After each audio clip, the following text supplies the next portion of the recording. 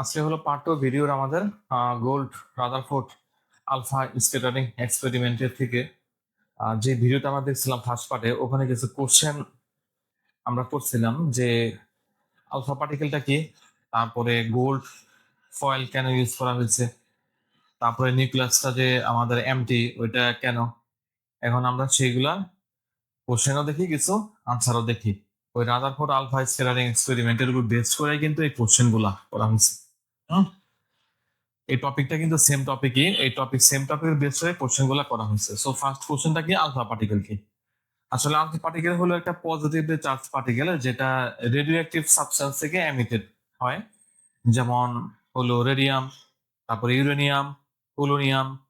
এগুলো হলো ন্যাচারালি কিন্তু রেডিও অ্যাক্টিভ সাবস্টেন্স। আবার আমাদের ওই মানে যেটা মানুষের তৈরিও কিছু আমাদের এই রেডিও অ্যাক্টিভ সাবস্টেন্স আছে আর কি। এগুলো তো এগুলো ন্যাচারালি।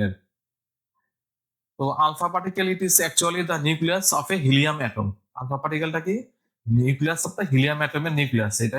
এটার কম্পোজিশন হলো আমাদের দুইটা প্রোটন, দুইটা নিউট্রন, কোনো ইলেকট্রন নাই আমাদের এখানে। আলফা পার্টিকেলে হলো আমাদের কম্পোজিশনটা কি, এটা হিলিয়ামের টিকে আছে আমাদের দুইটা প্রোটন, দুইটা নিউট্রন, কোনো ইলেকট্রন নাই। সো হিলিয়ামের অ্যাটমিক নাম্বার 2, মাস নাম্বার হলো 4, আর চার্জ হলো +2e, চার্জ হলো +2e। সো আলফা পার্টিকেল বলতে আমরা যেই পার্টটা বলছি যেটা এখানে হলো আমাদের মাস নাম্বার, অ্যাটমিক নাম্বার, হিলিয়াম, আর এই আমার চার্জটা, এটা হলো আমাদের আলফা পার্টিকেল হিসেবে আমরা রিপ্রেজেন্ট করছি আর কি এটা। তো এখন কোশ্চেন হলো, এখানে আমাদের কোশ্চেন আসছে যে রেডিও অ্যাক্টিভ সাবস্টেন্সটা কি? Radio active element or substance হলো whose nucleus breaks down naturally releasing energy and radiation. তো রেডিও অ্যাক্টিভ সাবস্টেন্স হলো ন্যাচারালি হলো আমাদের কি করে নিউক্লিয়াসটা ভাঙে কি করে এনার্জি এবং রেডিয়েশন ওরা দেয় আমাদেরকে। কেন তারা, why they are radioactive, তারা কেন রেডিও অ্যাক্টিভ কেন? an atomic nucleus contain proton and neutron। একটা নিউক্লিয়াসে আমরা জানি প্রোটন আর নিউট্রন থাকে। when the balance between this particle is unstable, the nucleus has excess energy. To become stable, it emits a radiation.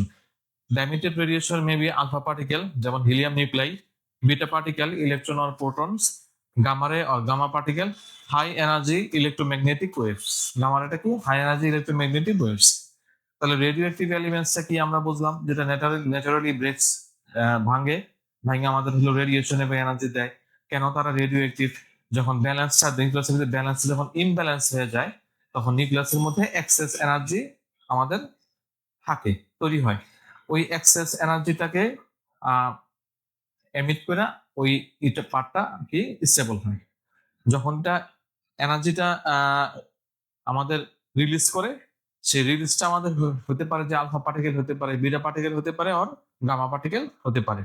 তিনটাই হতে পারে এখানে আমাদের। তো এইগুলো আমাদের 2 নম্বর কোশ্চেন। 3 নম্বর কোশ্চেন করা হয়েছে যে why are some alpha particle deflected.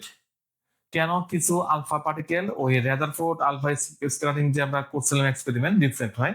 কারণ আমরা জানি যে আলফা পার্টিকেল হলো পজিটিভলি চার্জ, নিউক্লিয়াসটা পজিটিভলি চার্জ, আর আমরা জানি কি like charge repel, like charge repel আর আন লাইক চার্জ অ্যাট্রাক্ট, এটা আমরা জানি আর কি। So they are repeal.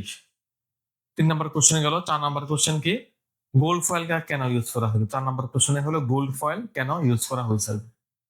এখানে সিলভার ইউজ করা যায়, তো গোল্ডটা কেন ইউজ করা হচ্ছে দেখি।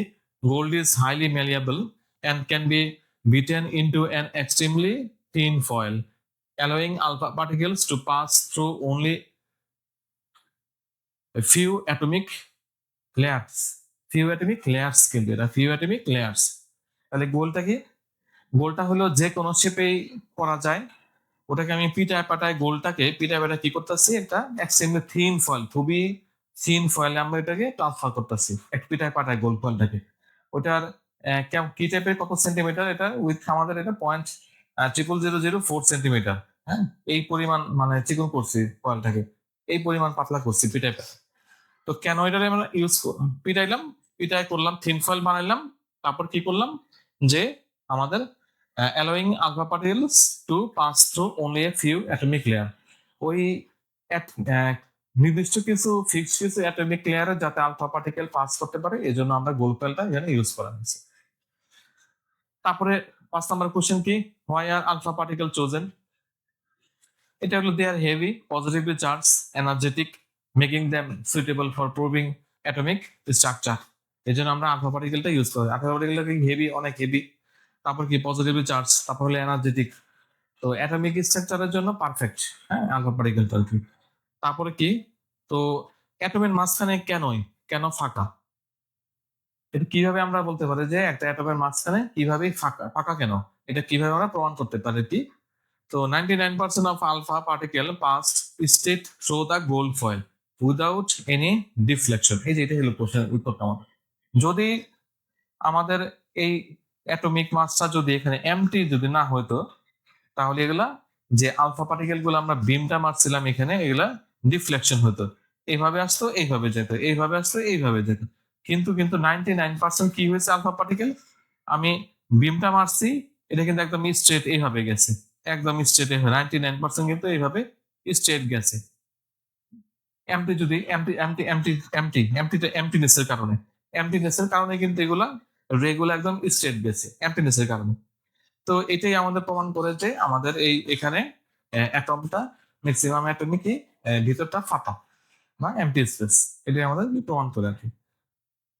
তো আমরা নেক্সটে হলো, আজকে তো আমরা টপিকে দেখলাম রাদারফোর্ড আলফা পার্টিকেল স্ক্যাটারিং, কিছু কোশ্চেন দেখলাম এই ভিডিওতে। আর নেক্সটে হলো আমাদের এইটার উপরে বেস করে, এই এক্সপেরিমেন্টের উপর বেস করে রাদারফোর্ডের অ্যাটমিক মডেলটা আমরা দেখবো। তারপরে ওখান থেকে কিছু লিমিটেশন আমরা দেখবো, ওর পরে আমাদের হলো বোর মডেল আসবে। তো বোর মডেলেও এরকম সেম কিছু কোশ্চেন আমাদের আসবে, এরকম কেন এটা ইউজ করা হয়েছে, কেন হইতো না। ঠিক আছে।